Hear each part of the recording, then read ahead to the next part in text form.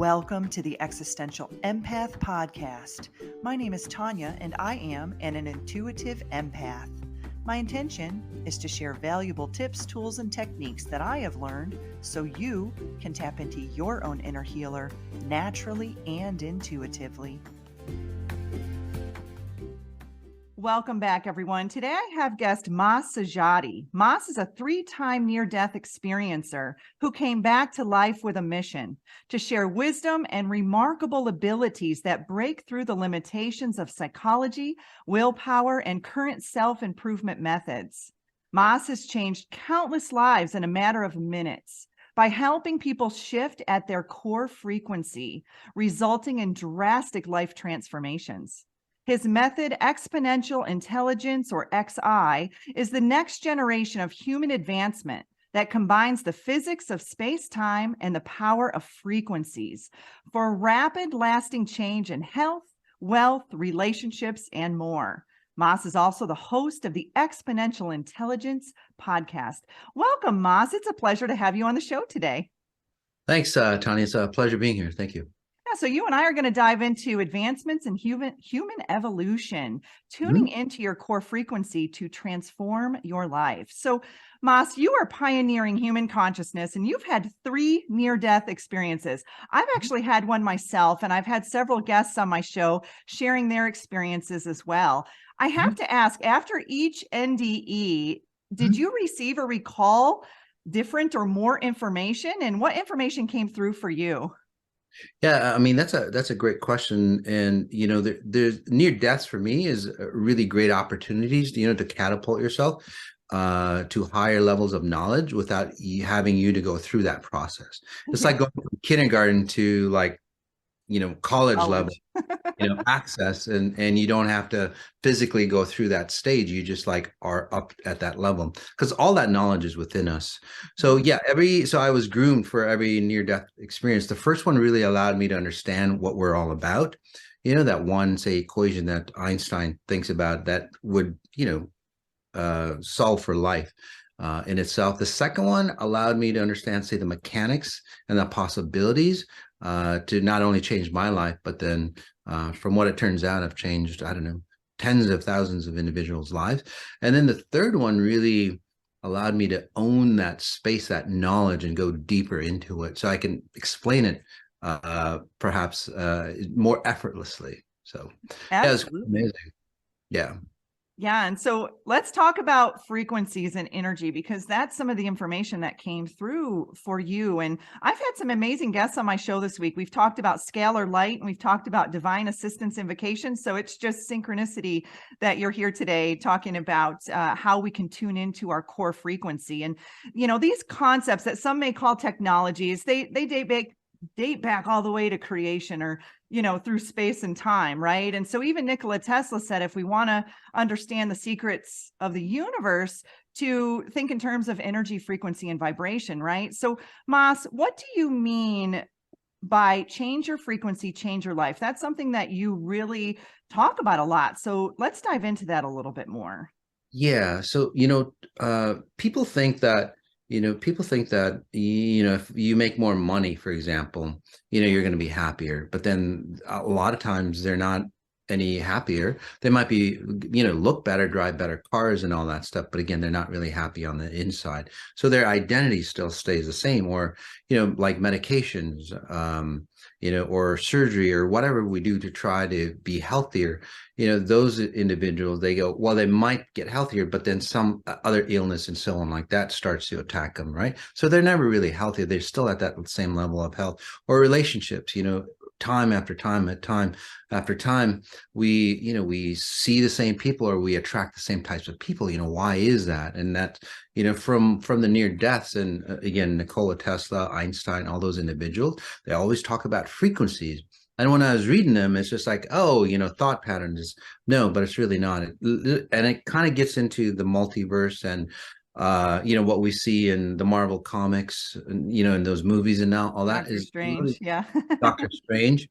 Those are more and more real. Those are actually taken from, the science behind what I do.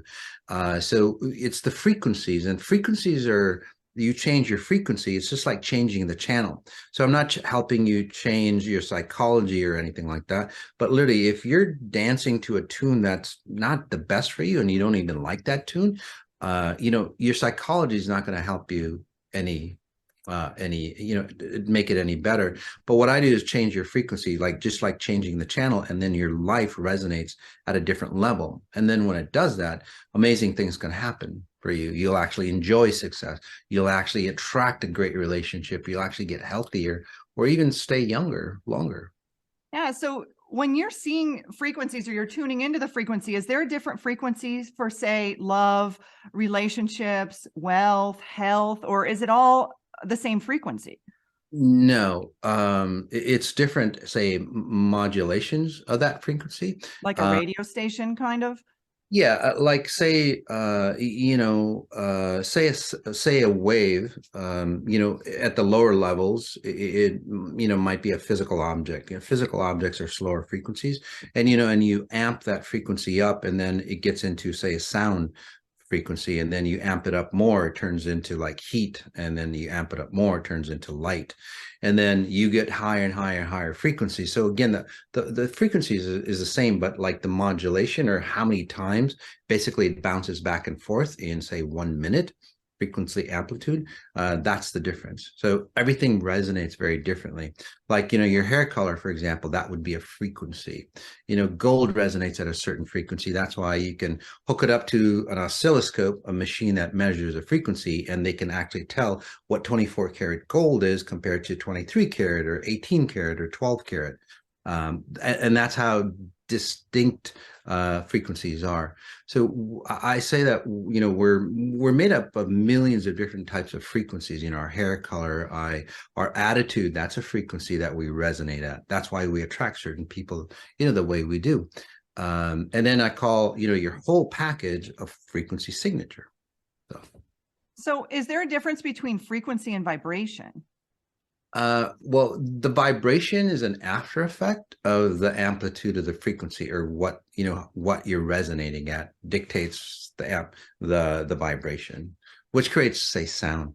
The key is that there's lots of different levels of frequencies. I would, for what I do, it goes into, say, that bridge layer between the time bound, say, self, and then the timeless self.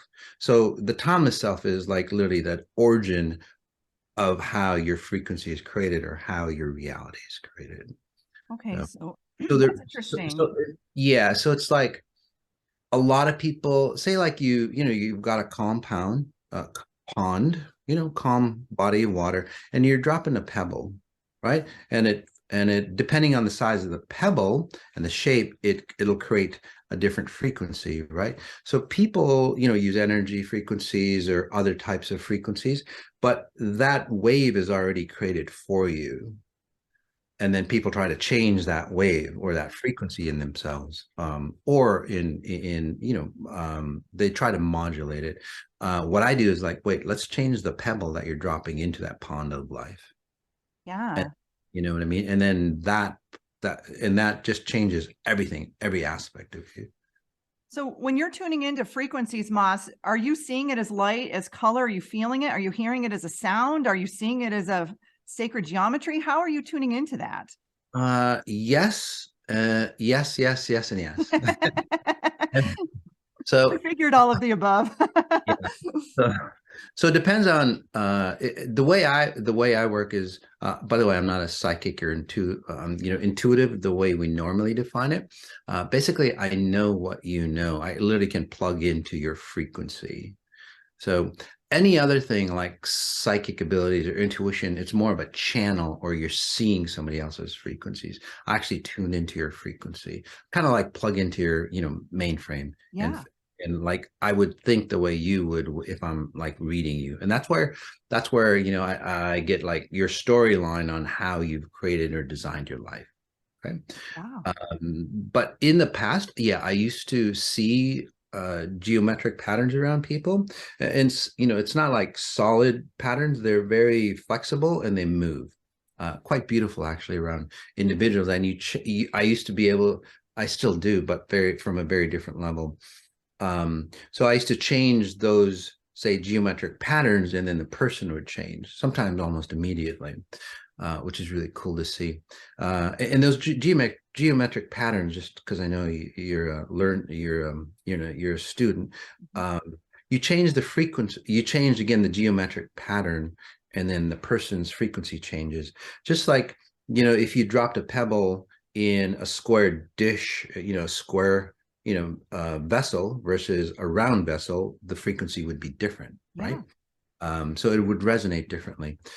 So I would see that, but now it's more of an intention. I can literally like will something to happen to help people change. So it's a little higher, That's remarkable. You're working in the quantum field. That's remarkable. Yeah. Yeah. Totally. Where things can shift really rapidly. And I work in the quantum field too. I was activated with light language, and it just comes out of me and people shift immediately, and it's like, well, I have this ability and this gift. And I want to talk about your abilities people say gifts, but I think there are natural abilities. Some of us are tuned into them versus others, right? So you seemingly have superhuman abilities. If someone were to listen to the show and they're like, wow, you can see sacred geometry and you can tune into this in the quantum field. It's just, that's your ability. How, do we all have these abilities? And if so, how do we tune into them, Mas? Absolutely. We all have these abilities, by the way. I call it the Roger Bannister effect. Roger Bannister was the first guy that ran the 4-minute mile, and before then it was world news, Tanya, when he broke the 4-minute mile, and nobody had done it before. It was amazing. Right. So about 3 months later, more people started to run the 4-minute mile. It's like, wow, this guy did it. Like, I can do it. And it really opened up that path. So and then nowadays, a 4-minute mile is just like average. You know what I mean? It's the standard. So as a pioneer on these superhuman abilities, more and more people are coming out going, hey, you know what? Like, your abilities probably expanded, probably the time I expanded as well. Because it's like the 100th monkey, it's like everybody connects to it. It's like, whoa, we have tons of possibilities, limitless possibilities out there. So yeah, everybody has these abilities. How do you tune into them? I use tools like spatial referencing, like in my 18-day hyper meditations, spatial referencing. The best way is literally, we all have those tools inside us, but we've got a lot of gunk around us.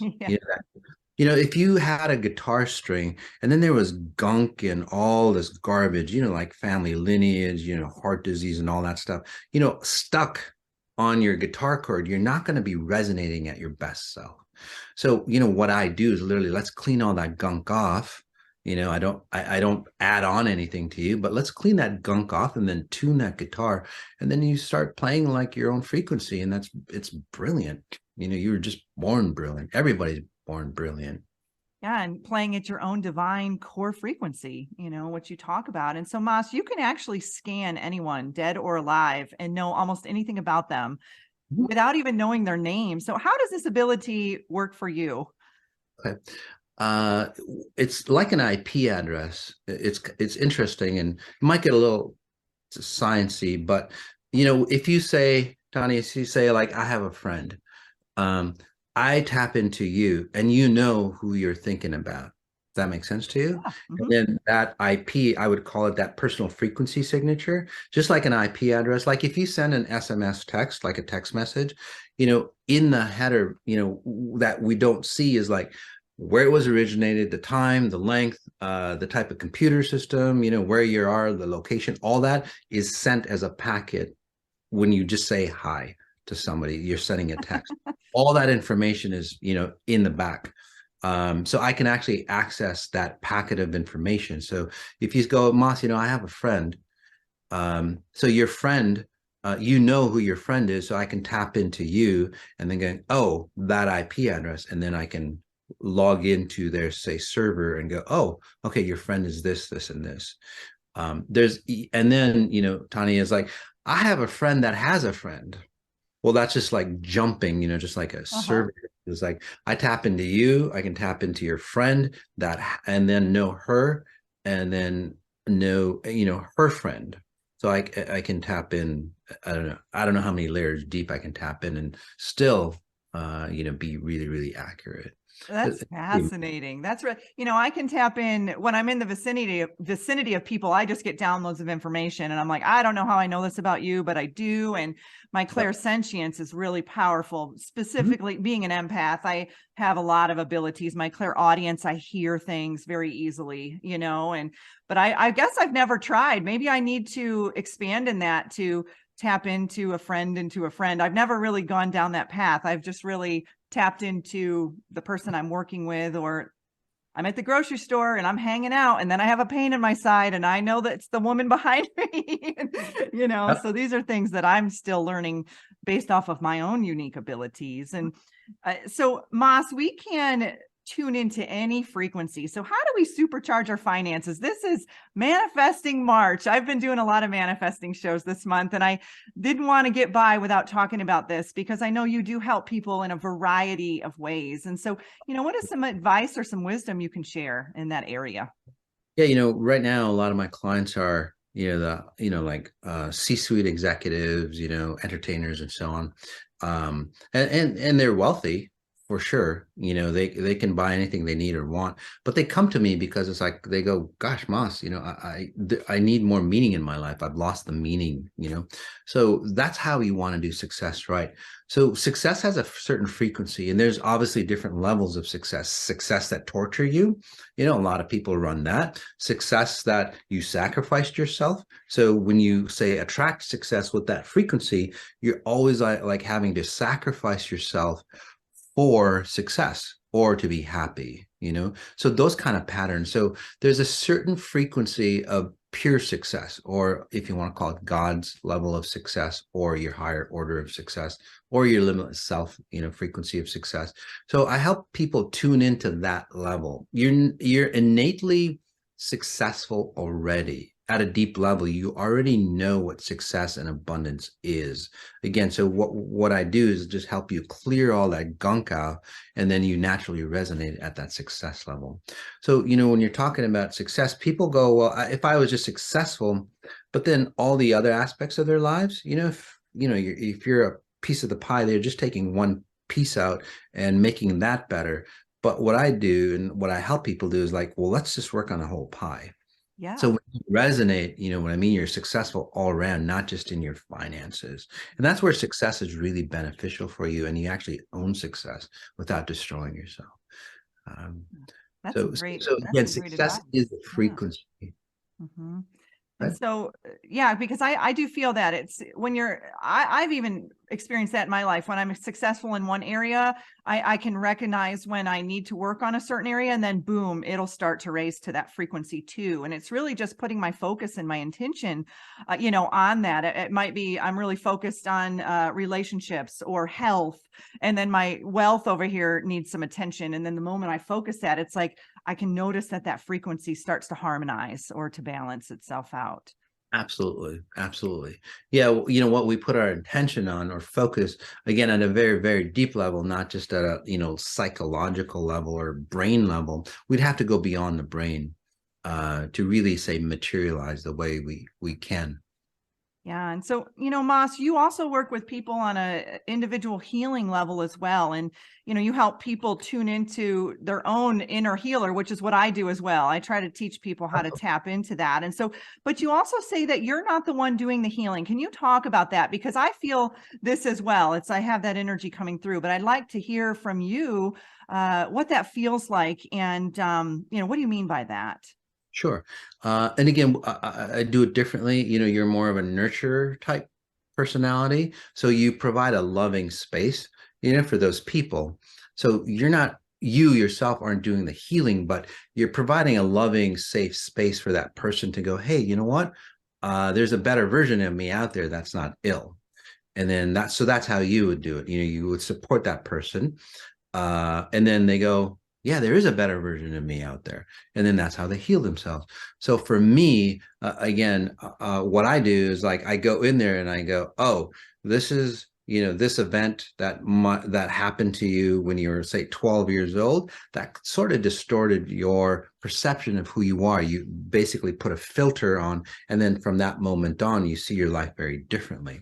or, if you take on, say, your mom or father's pattern as far as like, diseases and so on like that, I start to awaken you and go, and again, those are all filters or frequencies that you're resonating at. And it's like, so I start to wake people up, and then they start to they tell me this all the time, is like, Mas, you know what?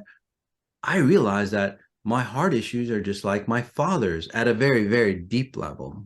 Right. And then with that, it's like, you know what? I don't need to have my father's heart issues.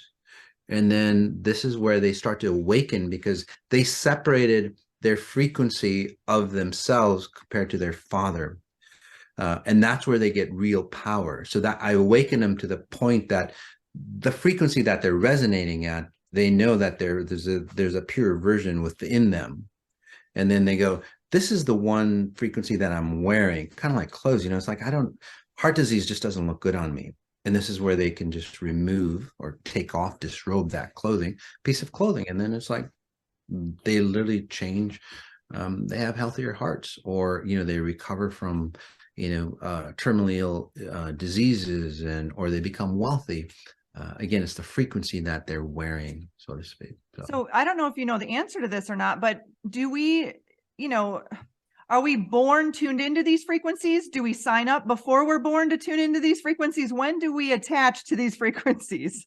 Oh, the pure frequencies of abundance. Not even the pure, just the gunk. When do we attach to the gunky frequencies? Oh. Are we born with the gunky frequencies? Do we sign up and say, hey, I want to experience this and tune into my divinity? Where does it start? Yeah, unfortunately, you're what I always say that you're accumulated total of, all your ancestors.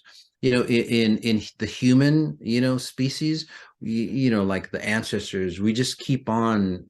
It's like all their garbage that they had, they just pass it on. All their garbage and their good stuff, they just pass it on to the next generation. The next generation adds on more gunk, more stuff, good stuff and bad stuff, and then they pass it on. And then they pass it on. So you're just accumulated total of all your history. So I can tap in again into, or even say your DNA houses all that history that you have in your family lineage and then human species. Well, nature on the flip side, from generation to generation, nature, like say a wolf species or whatever it might be, it doesn't matter, or even trees, or vegetation. What they do every generation, they go, oh, let's weed out and throw away the gunk that we don't need, like diseases or viruses. And then we'll pass the strengths on how we conquered that disease or virus, and then we'll put it into our new, say, generation, and then that carries forward. So each generation, it gets better and stronger. But humans, like I said, they just take everything and take it all. And it's like, well, what do we do with it? Yeah. We didn't learn. We're showing up to this earth with a U-Haul when we could just use a backpack, right? Absolutely. Yeah, absolutely. Some people carry train loads. It's not even a U-Haul. Like it's way more than that. Throughout all space, dimension, and time, you're like, whoa, how did I sign up for this? But once you understand that, you can move through it pretty rapidly. You're like, oh, this is not even mine. I've got to fix my frequency here. You start doing that. It's this evolutionary process that's always been there within us, but we haven't been using it right properly because of free will. Again, nature is stuck in to be its purest form. That's why they don't, they always evolve, but humans really don't evolve. They stay flatline. Yeah. There's a lot of studies, by the way, you can research it. People who have gone, through the Holocaust or through famine and so on like that, 5-10 generations down, those people are eliciting the same, say, personality disorders, PTSD and so on, as somebody who's been in war and they've never seen war. So like that's epigenetics. Yeah. All that. So yeah, you can build that up, by the way. Yeah, that's interesting. And so, Mas, what is the true cause of health issues? What is the root of all health issues? Well, we kind of talked about that, Tanya. It Yeah. is literally a lot of bottom line is that you're not resonating in the most optimal present moment of time and space. Now that might go, well, what does that have to do with my health issues? Well, think of it this way. If you're resonating at your, say, optimal moment of time and space, you would start to realize your health issues are not yours. That makes sense to you? Yeah, 100%. Mm-hmm. And then once you realize that, you have an opportunity to literally cure yourself and heal yourself, whether it's like through medical intervention or anything like that, or a lot of times you just like cure yourself, that things just disappear. So that's the deepest cause of it, where you're just thinking that your disease is you. And that's the number one issue, just to boil it down, simply explain, is that you think that disease is you. It's part of your makeup. It's part of your nature. People go, I'm a cancer survivor, or people go, I've got this, and they literally identify with that. Well, you start resonating as someone. And then unfortunately, those cancer survivors, a lot of them, they recreate cancer again because their identity is now housed to feeling good that they survived cancer. So for them to feel better sometimes, or a lot of times, they'll go, shit, this made me feel really good and conquered myself. I'm going to get another form of cancer so I can conquer that as well. Yeah. And you know what I mean? And then they go higher and higher. So a better version of that is like, I'm just a person that is healthy. Yeah. That you don't identify. This really goes well with the addiction series that we did and all that, where when I help people like stop smoking and even severe addictions, they don't have cravings. And that's how you can tell the difference. They don't have cravings. They don't need nicotine patches or anything like that. They just like don't smoke because they identify themselves as, I wouldn't even say a non-smoker. You don't even think, oh, I'm a non-smoker. I just, like, for me, I just don't smoke. It's like, it's not part of my psyche, part of my identity, right? People go, well, I'm an ex-smoker. And this is where, again, they still hold on to that identity, but they've physically removed themselves of the habit, but they didn't remove that frequency or program that's running inside. So again, you need to delete that pattern or identity that you think you are. Yeah, Like it's this. carrying those stories. And, I have this saying, I always say, that's not my reality. My mom would be like, I have thyroid issues, you will too. And I'm like, that's not my reality. Or I have my grandmother, I have heart issues, you will too. That's not my reality. So I don't identify with any of that because I know that I am a divine being at my core. I'm perfect, and so I'm not identifying with any of those. And it's turning, like you said, it's tuning out or turning off that frequency that you're vibrating with that could have been planted in you at a very young age, or like you said, ancestral all the way back. Well, the difference between you, Tanya, is that you're not just believing it here, you're mastering it at a very deep level. Again, you're the core of your frequencies, the origin of your frequencies. That's where you're, say, commanding that that's not my reality. Most people want to change their mindset. It doesn't work because diseases and all that stuff is here in your genetic structure and beyond. Most people try to change their mindset, which is, the core is at, say, level like point A. Their mindset is like point P, A. So all those reference points in between, you've already created all that stuff, and then you want to change your mindset. And that's why it's just not positive thinking that we're talking about. I just want your audience to know, you're editing yourself at a higher level. I feel that. I'm getting goosebumps right now. You're validating that for me because I Yeah. do feel that. I do sense that. It just, being unhealthy doesn't resonate for me. It really doesn't. It's not a mindset, if that makes sense to you. It's not, it's just not in your mind. You're not forcing yourself to go, I'm a healthy person, damn it, I'm a healthy person. It's not like that. It's just like, no, it's just not me. It's just not part of my psyche or part of my frequency. Again, at the origin of who you are, your master blueprint. Absolutely. Yeah. And so, Mas, it's no secret that the world is going through some confusion and some chaos right now, right? And so, many people all over the planet are beginning to awaken to their own inner divinity. And so, why do you think that this is happening on a global level? And what advice can you share with people, especially empaths, on, how to get through these chaotic times? Right now, it's really the greatest time in history to be awakened, because we're ascending to another level of consciousness. And again, I see things very differently. I see things based on time and space, which is God has. And I know it's like, what does time and space have to do with my life? It's got everything to do with it, because if your time and space creates your environment on how you see who you are, the opportunities that you have, the tools that you have, all those things. So as, say, time and space clarifies, it becomes more efficient. And it's, by the way, it's a universal pattern that's washing through, not just an earth pattern. It's not, it just doesn't dictate like humanity. People think, humans are causing, or the Congress or whoever controls this world, right? Those people that control, it's like we're dictating how. No, you're not. Nobody's dictating any of that. It's like consciousness is awakening, and it's going to be a whole different world. And as consciousness awakes, what happens, and that's why there's so much chaos in the world, right? Is because we start to awaken, and we can't hold on to the lies that we used to live with, thinking it was us.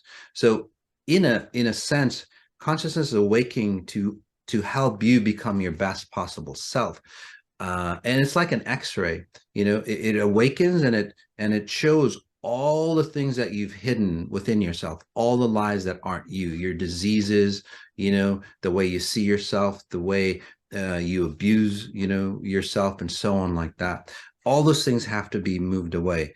And then those people in control, they want to control even more, because they're losing control of, say, the masses and so on. So it's a beautiful space to be, by the way. So even if you don't do anything, you're going to be, say, awakened to know the patterns that you're running. Yeah. So those people who are awakened, they go, God, this is my chance, to be who I really am. So and the universe will help you, by the way. There's so many people that are awakening. There's so many new things that are coming up. So you can focus in on that side, or you can focus in on, the world's going to hell and all that. You know what I mean? So not my reality. Yeah, totally. And so, Mas, last night I listened to your Power of the Empath meditation, and there was a part that was really powerful for me. You talked about moving towards your pendulum versus bringing your pendulum under you or to you. And I want to talk about this meditation because, being my podcast, The Existential Empath, I do have a lot of listeners who are empathic, not all of them, but many of them are. And I want to talk about this meditation and how empaths, we do give away our power very easily. And it's a mastery. It's learning, to not do that. So can you talk a little bit more about that and about the meditation as well? Sure. For a lot of people, I always speak on the first principle, or the core level reason on why we have the things that we do. The first definition on what love is, what success is, what an empath really means. An empath is, right now in today's world, it's for a lot of people who are empathic, it's really devastating. But like, being an empath is actually a power tool that, again, it's a power tool, and it's so powerful that if you don't know how to use it, like most people don't, it destroys them rather than takes them into, higher levels. So an empath is allows you to understand the reality that you're creating yourself in. So that's why you're in tune. But most people don't know how to differentiate themselves between them and the environment or reality around them. So they start to think, as a young child, they start to think that the reality is them. So a true empath, or the true definition of what the tool being empathic is about, is like, you're highly aware of, say, the environment. And then from there, once you're highly aware and you know who you are, you can literally start to manipulate your environment around you in the proper way. And manipulation, by that I mean to better yourself, and then to better the environment, or to better the people around you. Most people think an empath is like more of a curse upon them. It's like, I'm empathic, and I have to, say, save myself or protect myself. Well, you're still, you're still absorbing frequencies on the inside. The key is like, you command that tool that you have, that gift that you have, and you go, oh, being an empath is helping me. It's a highly sensitive, say, mechanism that allows me to know where I am in space and time. That's the way I would see an empath. And when you can start to see that, you literally start to take control of how you're creating your environment. And that's where being an empath, you don't have to protect yourself. You actually go, damn, I know how this reality works. I know why that person is doing what they're doing. And I know why that person is doing what they're doing to me. And then you start to be really sensitive and you start to peel away all those distortions or lies that you're living, and that allows you to become more and more powerful. So that's the true version of an empath. But most people, they destroy themselves being an empath because again, they don't know how to use the tools. And so that meditation allows you to understand who you are, clearly defined, and then it separates you from your environment. So you're not absorbing people's frequencies. You can understand their frequencies, but you don't have to absorb them. And that, again, defines you more. It helps them as well. Yeah, and absorbing frequencies is a mastery in itself. I worked in the healthcare field, and my early stages of understanding my empathic abilities, I was like a kite in a hurricane. I was just ripping, all over the place. Where now it's I'm much more grounded. I know what my frequency feels like. I can sense when I could potentially be in contact with other frequencies that aren't mine. And it's a much more smooth process. And I know I see this a lot with empaths. They have a hard time being alone. And I'm the opposite. I love my alone time because I know that's when I can really ground into my frequency and have a good understanding to that. So I do work with a lot of people on that, spend some time in your own energy, because I think as empaths, many of us don't even know what is ours and what we're absorbing.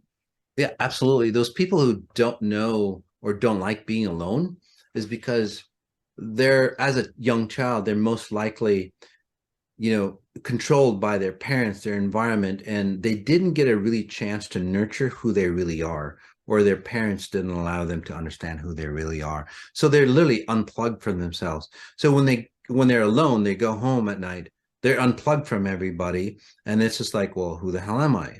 And then they get really distorted. So they always need people to plug into them to go, hey, you are this. Yeah. So unfortunately, what happens is that over time, you're not going to be happy with people because they're not you, and then you're not going to be happy alone because you don't know who you are when you're alone. So it's like, well, where do you go? And that's a problem with that. So again, it's really about defining. So when you are alone, you go, well, who the hell am I? And this should have been done in your liquid years, 0 to 7 years old. But again, if people who are empathic or get pounded on, they lose their identity. And that's the problem. Yeah, I didn't wake up to that till I was 40 years old. I was like, whoa, had I known what I knew back when I was a kid, I probably knew what I knew when I was a kid. It just, I lost that, or I started to absorb others' energies. Yeah. Mm-hmm. Yeah. So. Yeah. So Mas, I've done a few of your meditations. I've done the sexual healing meditation. I've done several actually. And so let's talk a little bit about your services that you provide and some of the meditations that are very powerful. Oh, thank you so much. Yeah, and they're called hyper meditations. And what hyper meditations are is that I guide you into a deep state of meditation where you can start to be yourself. So you can start to be comfortable with who you are without all the filters that we talked about. And that allows you to start choosing the filters that you want and then choosing the filters that you don't want. So those and then like, for example, this one, you can go to like xiphysics.com/empath. It allows you to understand what the real definition of what an empath is. So you can use that tool to better enhance yourself rather than lose your identity. But these meditations are very powerful. They're more like I guide you into a deep state of meditation, and then I help you rewire who you really are. But again, moving all that gunk that's on, your string of life.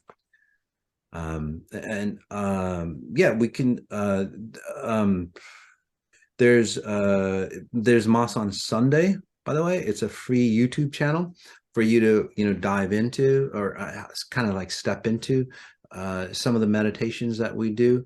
It helps you understand, say, the science behind what I do, the real logic or the first principle reason on, why things happen the way they do. And then also, like you said, there's a lot of detailed hyper meditations on specific topics out there for you as well. Yeah. And so people can find these on massajady.com. Is that the best place for them to go? Yes, massajady.com, massajady.live is my YouTube channel. They can go to the XI podcast on SoundCloud or, any of the, podcast organizations out there for sure. Great. Well, Mas, this has been a very powerful conversation or dialogue we've had today. I really appreciate you spending the time with us. Is there anything else that you would like to share that you feel would be of benefit to the listeners? Well, yes. So this time in the world is really a great opportunity. The universe is on your side to really awaken.